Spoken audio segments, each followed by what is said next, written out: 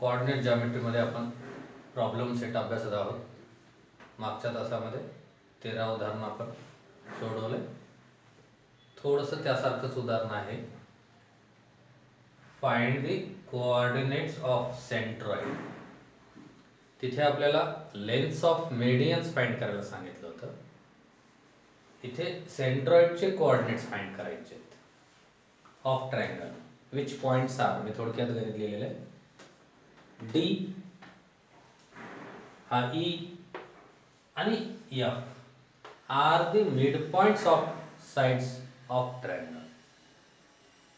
हे D E आणि F जे आहेत हे या ट्रायंगलच्या साइडचे मिड पॉइंट्स दिलेले आहेत, लक्षात घ्या. आणि आपल्याला सेंट्रॉइडचे कोऑर्डिनेट्स फाइंड करायचे आहेत. जनरली सेंट्रॉइड आपण कॅपिटल जी ने रिप्रेझेंट करतो. मी इथं हे कॅपिटल जी ज्याचे कोऑर्डिनेट्स एक्स आणि वाय मानलेले हा सेंट्रॉइड मानू आपण. आणि ज्या ट्रायंगल्सचे हे मिड पॉइंट दिलेले आहेत साइड्सचे, त्या ट्रायंगलचं नाव पण आपल्याला दिलेलं नाही. आपण तो ट्रायंगल ए बी सी मानू. ए चे वर्टायसेस, ए या वर्टायसेसचे कोऑर्डिनेट x1 y1, बी चे कोऑर्डिनेट x2 y2 आणि सी चे कोऑर्डिनेट x3 y3 हे एवढं लिहायचं इथं. मी लिहित नाही आता, या पद्धतीने लिहायचं. Late A x1 y1, b x2 y2 and c x3 y3 are the vertices of triangle and g x comma y be the centroid of triangle. जे आकृतीत मी दाखवलेले आहे ते इथे लिहायचं. ठीक आहे. आता ट्रायंगलच्या सेंट्रॉइडच्या कोऑर्डिनेट फाइंड करण्याचा formula x1 plus x2 plus x3 upon 3 आणि y कोऑर्डिनेटचा formula same y1 plus y2 plus y3 upon 3 हा आहे सेंट्रॉइड फाइंड करण्याचा फॉर्म्युला. आणि मग आपल्याला x1 x2 x3 या किमती आणि y1 y2 y3 या किमती माहित कराव्या लागतील. x1 x2 x3 y1 y2 y3 या किमती माहित नाहीत, त्या किमती माहित करायच्या आहेत. आणि मग दिलेत कोणत्या किमती? प्रत्येक साइडचे मिड पॉइंट्स दिलेत बघा. हा पॉइंट डी ए बी चा मिड पॉइंट आहे. x कोऑर्डिनेट -7 आहे, y कोऑर्डिनेट 6 आहे. आपण सेगमेंटच्या मिड पॉइंटचे कोऑर्डिनेट्स फाइंड करण्याचा मिड पॉइंट फॉर्म्युला अभ्यासलो. इथे तोच फॉर्म्युला अभ्यासायचा आहे. मिड पॉइंटचे कोऑर्डिनेट आपण यूज करून इथं इक्वेशन्स मिळवायचे. पहा या पद्धतीने. Point D is point D is midpoint of side AB. Therefore, by midpoint formula, x coordinate is equal to x1 plus x2 upon 2. हा फॉर्म्युला आहे एखाद्या मिड पॉइंटचा एक्स कोऑर्डिनेट फाइंड करण्याचा. आणि मग डी हा मिड पॉइंट आहे A B चा, ज्याचा एक्स कोऑर्डिनेट ऑलरेडी दिलेला आहे -7 x1 प्लस x2 अपॉन 2. आणि मग हा भागाकारातला 2 इकडे गुणाकारात येईल आणि -14 गुणाकार येईल. ही साइड इकडे लिहितोय मी. x1 plus x2 is equal to हे इकडे गुणाकारात येतील -14 होते. हा आहे इक्वेशन 4. आणि मग यानंतर सिमिलरली आता ह्याच्या पुढे काय करायचंय? प्रत्येक वेळा हा फॉर्म्युला लिहिण्याची आवश्यकता नाही. हे बघा, डी हा मिड पॉइंट आहे ए बी चा, त्याचा एक्स कोऑर्डिनेट यूज करून आपण इक्वेशन मिळवलं. तसंच आता ई हा मिड पॉइंट आहे डी सी चा,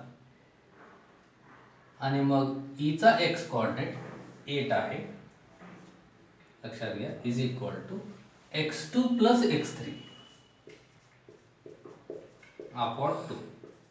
आणि मग डायरेक्ट इक्वेशन मिळवायचं x2 plus x3 is equal to 8 2 जा 16. हे इक्वेशन 2. आणि मग तसंच f हा AC चा मिड पॉइंट आहे, सिंपल आहे, लक्षात घ्या. आता लक्षात आलं असेल तुम्हाला. हे जे एक्स कोऑर्डिनेट आहे त्याला 2 ने गुणायचं. हे जे एक्स कोऑर्डिनेट आहे त्याला 2 ने गुणायचं. हा छेदातला 2 इकडे गुणाकारात येतो त्याप्रमाणे. मग आता एफ हा मिड पॉइंट आहे AC चा.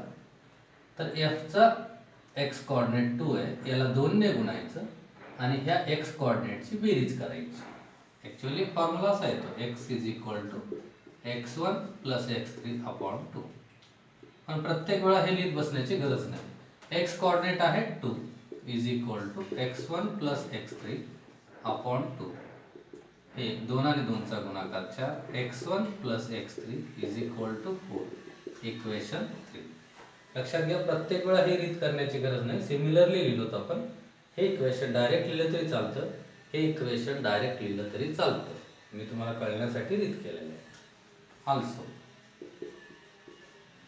पुन्हा डी हा मिड पॉइंट आहे कोणाचा? AB चा. आता y कोऑर्डिनेट यूज करायचं आहे. ह्या D चा y कोऑर्डिनेट 6 आहे, जसं इथे येतं 6.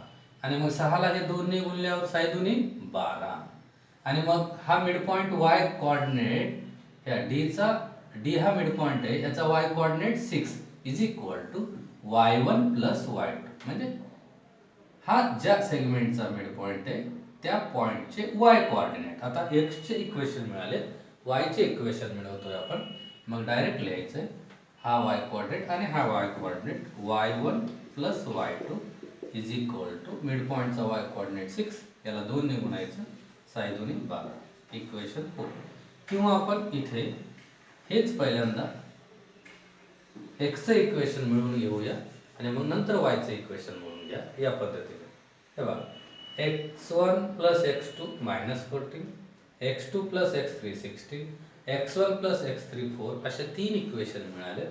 सेंट्रॉइड फॉर्म्युला आपल्याला वापरायचे, ज्याच्यामध्ये x1 plus x2 plus x3 divided by 3 या सूत्राची किंमत पाहिजे. त्या अनुषंगाने आपण या तिघांची बेरीज करतोय. Adding equation 1, 2 and 3.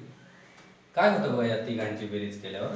x1 आणि x1 2 टाइम्स येतं, x2 2 टाइम्स येतं, x3 पण 2 टाइम्स येतं. आणि इकडे मायनस 14 प्लस 16 प्लस 4 ॲडिशन करतोय आपण, इथे लिहिलेलं आहे. मग हे 2 कॉमन येईल, x1 plus x2 plus x3 is equal to 16 आणि 4 20. 20 मधून 14 मायनस गेले 6 येतात. आणि मग याच्यानंतर हे 2 इकडे भागाकारात येतील किंवा 2 ने भाग द्यायचं, डायरेक्ट करता येईल. x1 plus x2 plus x3 is equal to 2 ने डिवाइड केल्यावर इकडे 2 ने डिवाइड केल्यावर 3 राहील, याला म्हणू इक्वेशन 4. बघा, आपल्याला सेंट्रॉइड फॉर्म्युल्यामध्ये या सूत्राची किंमत जी अपेक्षित आहे ती इथे मिळाली. आणि मग यानंतर वायच्या किमती काढून घेऊ. हे नंतर केलं तरी चालतं किंवा क्रमाने अगोदर करून घेतलं तरी चालतं. नाव आता वायच्या बाबतीत डायरेक्ट करूया. डी हा मिड पॉइंट आहे कोणाचा? AB चा. म्हणून D चा y कोऑर्डिनेट 6 ॲक्च्युअली असं येतं, is equal to y1 plus y2 upon 2. आणि मग हे 2 इकडे गुणाकारात आल्यानंतर y1 plus y2 is equal to 12. Equation 5. आणि मग सेम डायरेक्ट इक्वेशन मिळवूया आता. याचा y कोऑर्डिनेट 5 आहे, 5 ला 2 ने गुणल्यावर 10 येईल. आणि याचे y कोऑर्डिनेट्स आहेत y2 plus y3 is equal to 5 2 जा 10. इक्वेशन 6. याचा y कोऑर्डिनेट -2 आहे, y1 plus y3 plus y3 is equal to -2 into 2 -4 येईल. इक्वेशन 7. पुन्हा या तिघांची जर ॲडिशन केलं तर सेम आत्ताप्रमाणेच 2y1 2y2 plus 2y3 is equal to, direct बेरीज करूया आपण. 12 आणि 10 22, 22 मधून 4 मायनस करायचे 18. आणि मग प्रत्येक इक्वेशनला जर 2 ने भागलो तर आपण y1 plus y2 plus y3 is equal to 9.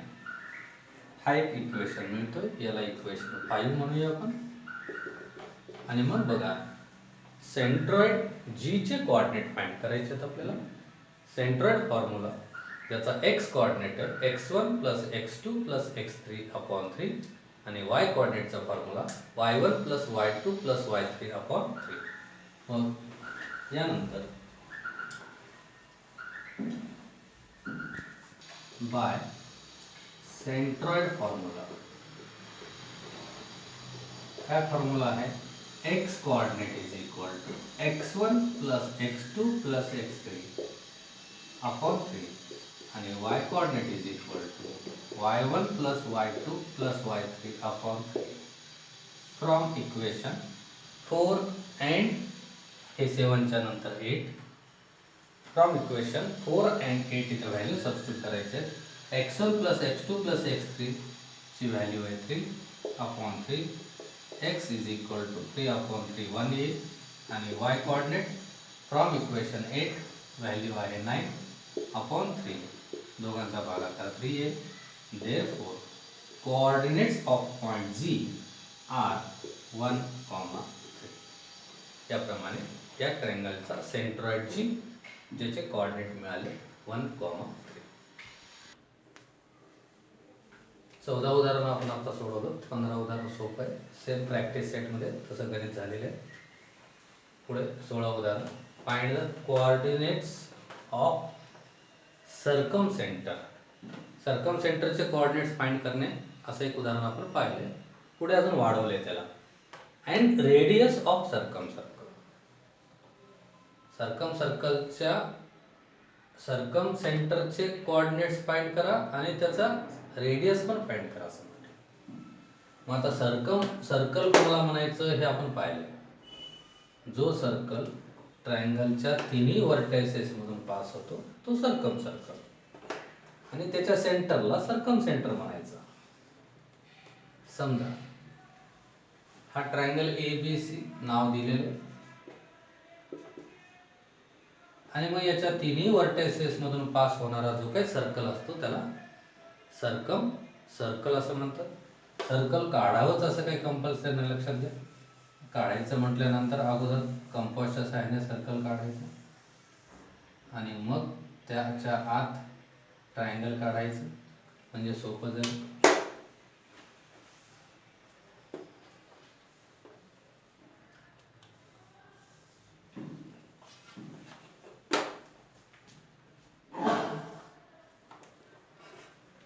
समजा हा ट्रायंगल ABC याचा हा सर्कल आणि ABC चे कोऑर्डिनेट दिलेले आहेत. A चे कोऑर्डिनेट 7,1, B चे कोऑर्डिनेट 3,5 आणि C चे कोऑर्डिनेट 2,0. समजा याचा सर्कमसेंटर O त्याचे कोऑर्डिनेट x y आहेत असं करायचं आणि मग O सेंटर हे ABC सर्कलवर आहेत जे ट्रायंगलचे व्हर्टायसेस आहेत आणि हे सर्कलवर आहेत. सर्कलवरचा पॉइंट आणि सेंटरला जॉईन करणाऱ्या सेगमेंटला आपण रेडियस म्हणतो आणि मग हे तिघं या सर्कलचे रेडिया आहेत जे कॉन्ग्रुएंट असतात, इक्वल असतात radii of the same circle. यानुसार OA equal to OB equal to OC असं आपल्याला घेता येतं कारण radii of the same circle. असं उदाहरण झालेलं आहे पहा. मग O हा सर्कमसेंटर आहे. याचे कोऑर्डिनेट x, y आपल्याला फाइंड करायचे आणि याचे कोऑर्डिनेट फाइंड केल्यानंतर तुम्ही डिस्टन्स AO काढलात की आपल्याला या सर्कमसर्कलचा रेडियस माहित होईल जे फाइंड करायला सांगितलं आहे. किंवा डिस्टन्स OB काढा किंवा डिस्टन्स OC काढा, चालतं. कोणताही डिस्टन्स काढा कारण ते एका सर्कलचे रेडिया आहेत. त्यासाठी सर्कमसेंटर O चे कोऑर्डिनेट आपल्याला पहिल्यांदा फाइंड करावं लागते. Let O x, y be the circumcenter of triangle ABC. या ट्रायंगल ABC चा O x, y ज्याचे कोऑर्डिनेट आहेत हा काय म्हणतोय आपण सर्कमसर्कल. लक्षात घ्या या सर्कमसेंटरचे कोऑर्डिनेट फाइंड करण्यासाठी आपल्याला डिस्टन्स फॉर्म्युला वापरायचे. हे OA इक्वल टू OB एकदा कन्सिडर करायचं नंतर O A equal to O C घ्या किंवा O B equal to O C घ्या, चालतं. असं लिहिता येईल. Therefore O A equal to O B equal to O C. याचं कारण radii of the same circle. मग पहिल्यांदा कोणताही एक पेअर गृहीत धरा, ओ ए इक्वल टू ओ बी. हे दोघं इक्वल आहेत असं मानतोय. आणि मग डिस्टन्स फॉर्म्युल्यानुसार आपल्याला हे दोन डिस्टन्स इथं फाइंड करायचे जे दोघंही इक्वल आहेत. By distance formula distance O A equal to. आता हा डिस्टन्स काढायचं. डिस्टन्स काढताना आपण यांच्या एक्स कॉर्डिनेटची वजाबाकी करून ब्रॅकेट स्क्वेअर प्लस वाय कॉर्डिनेटची वजाबाकी करून ब्रॅकेट स्क्वेअर असा डिस्टन्स फाइंड करतो. ओ ए डिस्टन्स फाइंड करायचं. बघा, ओचा एक्स कॉर्डिनेट एक्स मायनस एचा एक्स कॉर्डिनेट 7 ब्रॅकेट स्क्वेअर, ओचा Y coordinate Y minus 1 bracket square is equal to distance O B. हा डिस्टन्स पुन्हा सेम ओचा एक्स कॉर्डिनेट आणि बीचा एक्स कॉर्डिनेट यांची वजाबाकी, ओचा वाय कॉर्डिनेट आणि बीचा वाय कॉर्डिनेट यांची वजाबाकी. इथं वाटल्यास रिझन लिहू शकतो बाय डिस्टन्स फॉर्म्युला. आणि मग दोन्ही बाजूचा स्क्वेअर करूया. स्क्वेअरिंग बोथ साइड्स जर म्हटलं तर हे रॅडिकल साइड एलिमिनेट होतील कारण आपण बोथ साइडचं स्क्वेअर करतोय. इथे square y minus 5 bracket square squaring both sides. आणि मग आता बाय फॉर्म्युला सिम्प्लिफाय करायचे. फर्स्ट टर्मचा स्क्वेअर मायनस या दोघांचा गुणाकार 7x टॉईस 14x प्लस 7चा स्क्वेअर 49 वायचा स्क्वेअर मायनस 2y प्लस 1चा स्क्वेअर 1 एक्सचा स्क्वेअर मायनस 3x टॉईस येतं 6x 3चा स्क्वेअर 9 वायचा स्क्वेअर या दोघांचा गुणाकार 5y डबल 10y आणि 5चा स्क्वेअर 25. बघा आता याच्यामध्ये काय काय एलिमिनेट होतात. एक्स स्क्वेअर एलिमिनेट होतात, वाय स्क्वेअर एलिमिनेट होतात. लाईट टर्म्स एकत्र घ्यायचे मायनस 14x आणि हे मायनसचा 6x इकडे प्लस होईल. त्यानंतर मायनस 2y हा मायनसचा 10y इकडे प्लस होईल. आणि त्यानंतर कॉन्स्टंट्स हे 9 आणि हे 25 या दोघांची बेरीज येईल 34. त्यानंतर हे 49 आणि हे 49 इकडे येऊन मायनस होतील. आणि मग आता सिम्प्लिफाय करायचं. या दोघांची वजाबाकी मायनस 8x या दोघांची वजाबाकी प्लस 8y आणि या दोघांची वजाबाकी मायनस 16 येतं. आणि या सगळ्यांना मायनस 8ने डिवाइड करा. मायनस मायनस प्लस होईल. 8 1 जा 8 एक्स राहील. प्लस मायनस मायनस येईल. 8 मायनसने डिवाइड करतोय. 8 एक 8 पण प्लस मायनस मायनस होतं म्हणून 1y आणि याला मायनस 8ने डिवाइड करतोय. मायनस मायनस प्लस होईल. 8 दुनी 16. त्याला इक्वेशन 1 म्हणून डिवायडेड बाय मायनस 8. हा झाला सिम्पलेस्ट फॉर्म मधला इक्वेशन. आता त्यानंतर distance O A is equal to O B घेतलं तर O A is equal to O C घ्या किंवा O B is equal to O C घ्या, काही घेतलं तरी चालतं. नाव O A equal to O C किंवा O B equal to O C पण चालतं. आता ओ ए म्हटल्यानंतर सेम हेच आहे. In root X minus 7 bracket square plus Y minus 1 bracket square is equal to O C distance. हा distance X minus 2 bracket square plus Y minus 0 bracket square. आणि मग squaring both sides पुरतं काय. X minus 7 bracket square Y minus 1 bracket square X minus 2 bracket square Y minus 0 bracket square. Squaring both side केलं. या साईडला same हे असंच येतं. X square minus 14x plus 49 minus Y square minus 2y plus 1. इथे येतं X square minus 4x plus 4. हे बघा या दोघांचा गुणाकार मायनस 2x प्लस गुणिले 2 मायनस 4x येतं. 2चा स्क्वेअर 4 आणि y मायनस 0 y येतं आणि वायचा स्क्वेअर y. हे वायचा square eliminate, X square eliminate, हे मायनस 14x इथले आणि हे मायनस 4x इकडे येऊन प्लस होतील. त्याच्यानंतर y टर्म आहे इकडे -2 आहे आणि इकडे y टर्म नाही आहे, तो एलिमिनेट झाला. इज इक्वल टू इकडे कॉन्स्टंट आहे 4, इकडचे कॉन्स्टंट आहेत हे 49 आणि 150 इकडे येऊन मायनस होतील आणि मग -14x आणि हे 4x यांची वजाबाकी करून घेऊया. ही वजाबाकी येतं -10x -2y आणि इज इक्वल टू या दोघांची वजाबाकी येतं -46. पुन्हा याला डिवाइड करूया. -2 ने डिवाइड होतं, -2 ने डिवाइड केल्यानंतर मायनस मायनस प्लस येतं 5x, मायनसने डिवाइड केल्यावर मायनस मायनस प्लस येतं y आणि मायनस मायनस प्लस 23. याला इक्वेशन 2 म्हणूया, डिवायडेड बाय -2. अशा पद्धतीने हे दोन इक्वेशन मिळाले, इक्वेशन 1 आणि 2. बघा हा वरचा पार्ट मिटवतोय मी. आपल्याला काय करायचं बघा, एक तर सर्कम सेंटरचे कोऑर्डिनेट फाइंड करायचे ज्याला आपण O मानलं, ज्याचे कोऑर्डिनेट x आणि y मानलं. मग त्यासाठी दोन इक्वेशन मिळाले, इक्वेशन 1 आणि 2 लिनियर इक्वेशन इन 2 व्हेरिएबलच्या फॉर्ममध्ये. त्या दोघांमध्ये बघा y चे कोऑर्डिनेट सेम असून अपोजिट साइड आहेत. आपण या दोन इक्वेशनची डायरेक्ट ॲडिशन करू. ॲडिंग इक्वेशन 1 and 2, हे y प्लस मायनस एलिमिनेट होतील. हा x आणि तो 5x, या दोघांची बेरीज 6x आहे. हा कॉन्स्टंट 2 आणि हा कॉन्स्टंट 23, या ठिकाणी या दोघांची बेरीज येईल 25.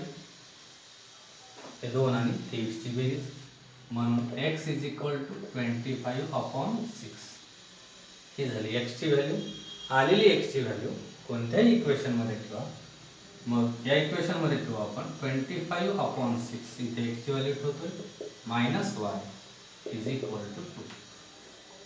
ह्या yलाच तिकडे नेऊ आपण.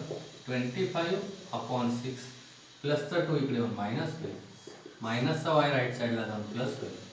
हे 6×2 12, 25 मधून 12 गेले 13 होतात. 13/6 is equal to y. That is y is equal to 13/6. या प्रकारे आपल्याला सर्कम सेंटर O ज्याचे कोऑर्डिनेट्स मिळाले, x कोऑर्डिनेट मिळाला 25/6 आणि y कोऑर्डिनेट मिळाला 13/6. पण या प्रश्नात फक्त सर्कम सेंटरचे कोऑर्डिनेट फाइंड करा असं म्हटलेलं नाही. सर्कम सेंटरच्या कोऑर्डिनेट सोबत या सर्कलचा रेडियस पण फाइंड करा असं म्हटलेलं आहे. आणि मग या सर्कलचा रेडियस म्हणजे बघा इथं 3 सेगमेंट दिसत आहेत जे आपण ऑलरेडी इक्वल दाखवलंय. OA equal to OB equal to OC. त्यापैकी तुम्ही कोणाचीही लांबी फाइंड करा. Length of radius OA by distance formula. Distance find करायचा OA म्हणजेच त्याची लेंथ मिळेल. OA equal to in root काय फॉर्म्युला आहे, x2 - x1. आता ह्या O चे कोऑर्डिनेट माहीत झालेले आहेत. बघा इथे 25/6 आणि 13/6. A चे कोऑर्डिनेट ऑलरेडी माहीत आहेत 7,1. या दोन कोऑर्डिनेट्सचा विचार करून आपल्याला इथे सेगमेंट OA ची लांबी काढायची म्हणजेच रेडियस मिळेल. कोणालाही x1 x2 कोणालाही y1 y2 म्हणता येतं. हे 25/6 मधून याचा x कोऑर्डिनेट 7 मायनस करू प्लस 13/6 याच्या y कोऑर्डिनेट मधून याचा y कोऑर्डिनेट मायनस करू, हे ब्रॅकेट स्क्वेअर इन रूट. हे 6×7 42. 42 आणि 25 ची वजाबाकी करायची, एक स्टेप वाटल्यास करायचं. 25 - 42 भागिले 6 आणि ब्रॅकेट स्क्वेअर. त्याच्यानंतर 6×1 6, 13 मधून 6 गेले ब्रॅकेट. हे 42 मधून 25 गेले 17, 17/6 ब्रॅकेट स्क्वेअर आणि 13 मधून 6 गेले 7/6 ब्रॅकेट स्क्वेअर इन रूट बघा 17चा वर्ग 289 भागिले 6चा वर्ग 36, 7चा वर्ग 49 भागिले 6चा वर्ग 36. या दोघांची छेद समान आहेत. अंशाची वजाबाकी अंशाची बेरीज करायची या दोघांची. 289 अधिक 49 भागिले 36. 9 9 18 8 हातचा 1, 8 4 12, 12 1 13 3 हातचा 1, 2 1 3 भागिले 36. आता याचं फॅक्टरायझेशन करायचं आहे. असे फॅक्टर्स घ्यायचे की जेणेकरून एक नंबर परफेक्ट स्क्वेअर येईल. आपण पहिल्यांदा याला 2 ने भाग देऊ. बघा याचा एक फॅक्टर 2 घेऊया. बे 1 बे 1 उरला 13 झाले, बे 1 12, 1 उरला 18 झाले, बे 9 18. बघा परफेक्ट स्क्वेअर आला. याच्यावरचा भाग इथे लिहितो मी. हे बघा यामध्ये ज्याचा ज्याचा स्क्वेअर रूट येऊ शकतं त्याचा स्क्वेअर रूट फाइंड करायचा. आपण डिस्टन्स ए बी काढतोय. यामध्ये 169 परफेक्ट स्क्वेअर आहे, त्याचा स्क्वेअर रूट 13. 36 परफेक्ट स्क्वेअर आहे, त्याचा स्क्वेअर रूट 6 आणि 2 मात्र परफेक्ट स्क्वेअर रूट 9 म्हणून त्याचा स्क्वेअर रूट ऑफ 2. हे झालं distance A B is equal to 13/6 in root 2. हा झाला या सर्कम सर्कलचा रेडियस 13/6 इन रूट 2 आणि सर्कम सेंटरचे कोऑर्डिनेट आपण ऑलरेडी फाइंड केले.